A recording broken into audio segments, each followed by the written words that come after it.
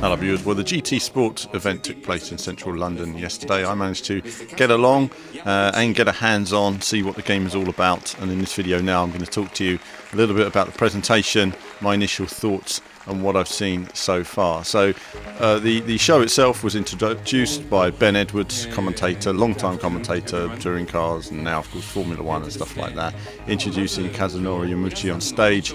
And now the introduction behind GT Sports and where it's been. You know, it's been several years now since we saw GT6, and obviously we've always had protracted developments. So was the game going to make it? It was due out early this year originally. Obviously it's seen some delays, and now we've finally got this show. Now, just to go through some core details first, of course you've got the car classes, which they've shown there as well, the four main car classes, and I've got my slides as I talk you through it, as well as some of the views of the cities and the environments and stuff like that. 137 super premium model cars. Obviously now it's an almost standard thing, dare I say it now. All these games now, whether it's Assetto Corsa, Forza Motorsport, they've all got this great modelling in there. And with VR around the corner, it's all important. But once you've got it modelled, you know, the car's always there then. So if you model it to the highest degree, that's important. It's also important as well with higher definition and looking forward to the PS4K that we don't have hark back to models from God knows when. So tracks, we've got 19 locations, 27 layouts. Sounds like a lot. It's pretty much as much you have in a Formula 1 game every year. Obviously F1 will have more circuits in F1 2016. So in terms of locations and the scale, it's not quite as many as I was expecting, but 27 layouts as well, so it's a decent amount to get stuck into, and I'm going to come back on this, but I do see that expanding rapidly in the months and years ahead. Going through the features, of course, arcade mode, you've got the campaign mode, brand central, sport mode, social features, livery editor and scapes, which took up a lot of time on the show. And then they went through as well getting beginners into racing as well, which is all important, as well as learning about the cars and seeing them just looking nice. Seeing the cars looking nice is something that's very important to Kaz, and I think, you know, learning about the cars and their history, stuff like that, is important to him. But the photo mode, scapes, took up quite a lot of the presentation. It's definitely a major element of the new GT Sport game. Going through how you can place your car into these different environments, and it is all very impressive in terms of how it looks, but it's still only going to apply to a certain type of gamer. I'm very much a racer guy. I just like to race, do my time trials about the car, the audio, the action. Don't get me wrong, I like to take photos, but generally when I take a photo, it's of myself racing rather than just taking my car and placing it into an environment. Either way, lots of environments. It's something that's going to keep the motor industry happy. And the motor industry relationship with Gran Turismo and Polyphony is very important. So I see that being something which is going to be built upon. One of the main new elements, though, the element that holds it all together, is the fact that Gran Turismo Sport is essentially an esports title. It's an esport version of Gran Turismo. It's, you know, dare I say, it's going to have some iRacing elements in there in terms of how it rates people and how they get banded together and work their way up. But the fact that it's official FIA and that the winner will receive their trophy with the Formula 1 winner really is a huge recognition of where this technology is going. Not just now, but in the VR future we have ahead, where you'll be completely locked in those cars. So very early days for this, but it's important that it's getting that kind of recognition.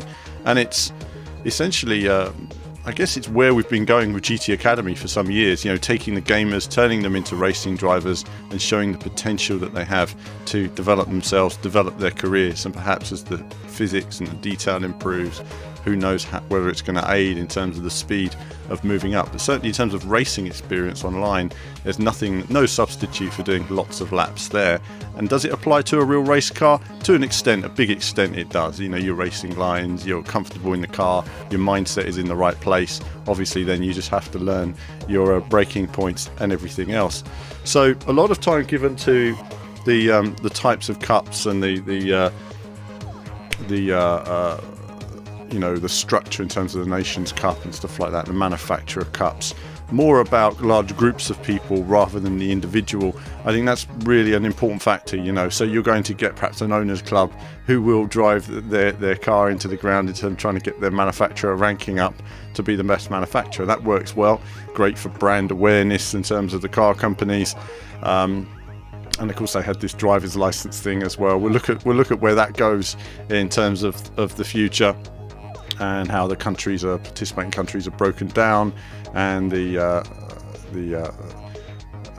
amount of car companies involved there. So that's all good. Lots of personalization features. Obviously you can now paint your car. That's important in terms of it's been in Forza Motorsport for years. You know, it's something that really should have been built upon a long time ago in terms of where Gran Turismo is. So Livery Editor was something we were all expecting for a long time, and it's here now. So you've got a game that essentially has three main parts. You've got your esports racing, which is the core of it. You've got your livery editor in terms of the community features and other community features, and you've got your escapes in terms of admiring your car and loving your stock car and all the rest of it. So that's important for just sort of the structure they want to build on in terms of the future of the Gran Turismo brand. This isn't Gran Turismo 7. Will there be a Gran Turismo 7? One would expect so one day. Would I hold my breath for it? Absolutely not. So you've got three versions: Standard Edition, Limited Edition, Steelbook Edition, and then they're going to be due out later this year. It's coming out in the US, I think, on the 15th of November. Yeah, it's coming out 3 days later in Europe, which is a bit of a pain, I have to admit, because when people have that 3-day head start, it doesn't sound like anything to the average gamer out there. It's just 3 days, but to the esport player, that's a really big deal. You know, it means they have 3 days more experience than you do, and it's going to take a long time to catch up with them. Really, you'll be very surprised how long it does take. So after that, it was a chance to look around and see the environment, see the different cars that were there and everything else, play the game, try it out, get a few runs on that. And then I was involved in an interview with Kazunori, group interview, and that's going to come up on the channel as well on a separate video with some of his answers to questions. One of the key issues I asked, just for me personally, as many of you will know, I'm a big fan of open wheel motorsport, and I asked, bearing in mind this is an FIA sponsored or FIA relationship involved in there, would there be open wheel classes? Because that's an important route to Formula One as well, you know, working your way up from karting through the open wheel. You know, even the GT racers such as Jan Mardenborough has had to go through GP3 and open wheel classes in terms of getting his experience. Unfortunately, it's not in the game, which I think is a bit of a shame, because that's a major part for me of motorsport that's not going to be in there. But alas, it isn't. And why isn't it? I have no idea at this stage. It's not the direction they want to go in, but it could be something to do with the way it's made. Who knows? So let's talk more critically about it now. So we've got 137 cars. You know, it's not huge by Gran Turismo standards, but it's still a good amount to start off with, and I've no qualms against that, because I know they're going to add a lot of different cars and extras and everything else, and they've done that in the past, so nothing to worry about there. I think in terms of tracks, again, quite a limited amount potentially to start off with. Some people might complain about that, but for me, I was expecting a little bit more. But either way, it's going to be something they're going to build on in the future. So in terms of a Gran Turismo package, it's not that big compared to others. Playing the game, and I think the first thing that strikes me is it looks to me like it's in a very early state still. You know, bearing in mind that this is one of the richest gaming studios in the world. You know, this is they have if the game development budget was half the marketing budget, then they're still, you know, getting more money flowing to them than anyone else. I'm surprised at where it is in terms of development. And I think graphically, I think all of us, if you've watched the trailer, I've seen it quite a few times already, it didn't blow us away. It wasn't like when we saw Gran Turismo 5 trailer for the first time and we're like, oh my god, that looks incredible. It looks like Gran Turismo 6.5 in many respects, and in terms of the fact that it's been several years development, they didn't just start making the new Gran Turismo when Gran Turismo 6 came out. You know, these things happen in parallel. You know, this thing's probably been in development for 4 or 5 years, or one would expect so, because that's how they should be organising themselves. And when you think that you have simultaneously, you have teams making cars simultaneously, tracks simultaneously. If it's organised, as in a good example is Forza Motorsport, it's very organised in terms of their development there, then I think that you're going to see, I would expect to have seen a bit more in terms of game development. So I would say the first impressions are a little bit disappointing in terms of the visuals and the approach to it. The audio, and luckily I've managed to record some audio when I was at the event there, get some decent audio for you guys. Audio sounds like it's had subtle improvements. Still not there yet, still not where it needs to be, still not real life, but certainly it's had subtle improvements. Graphically, it's had subtle improvements in terms of the visuals and the way it looks. There's more foliage there. But I think one of the tracks that immediately sort of I enjoyed and was disappointed at the same time was the new Tokyo circuit. First things first, it was very clinical, very dull. No catchment fencing, advertising, marshals, crowds, people, atmosphere. No marks along the wall, perhaps where tyres have grazed. No tyre marks on the ground. No oil marks. No brake markers. No different types of tarmac. It was like it was all laid yesterday and it was all green. And it just lacked life. There was no life to the circuit. It was a completely lifeless environment. So I can see there, I'm saying, well, perhaps that's an early version, it needs some work, but it was something that just disappointed me. It just didn't look where I was expecting it to be. When we were looking at Drive Club and everyone was complaining about it a couple of years ago, I think we thought we would come back and see Gran Turismo redefine everything. It was going to look incredible, like Drive Club at 60 frames with double the graphics. Who knows? I think what we've ended up with is, whatever they've been doing for the last 3 years, it's not moved as quickly as I think they were expecting or anyone else. And perhaps they had something, it didn't work, and they shelved it and worked on this. But either way, graphically, it's okay. It's Gran Turismo.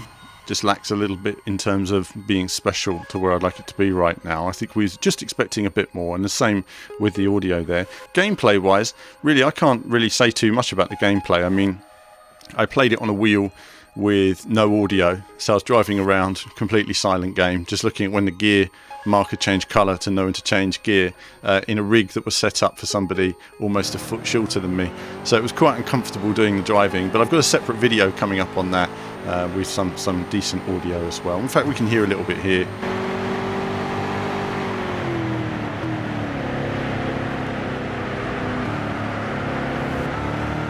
So that was going around Brands Hatch there, and a little bit here from the Tokyo circuit as well.